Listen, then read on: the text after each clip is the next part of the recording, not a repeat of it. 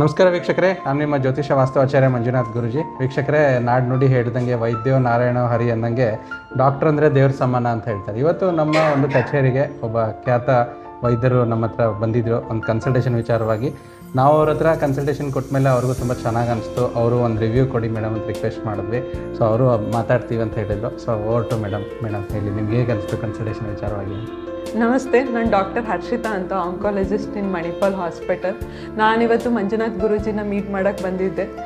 ನನಗೆ ಸುನೀತಾ ಮೇಡಮ್ ಅಂತ ಇವ್ರ ಬಗ್ಗೆ ತುಂಬ ಹೇಳಿದರು, ಅದಕ್ಕೋಸ್ಕರ ಇಲ್ಲಿ ಬಂದಿದ್ದೆ. ಅವ್ರನ್ನ ಮೀಟ್ ಮಾಡಿದೆ.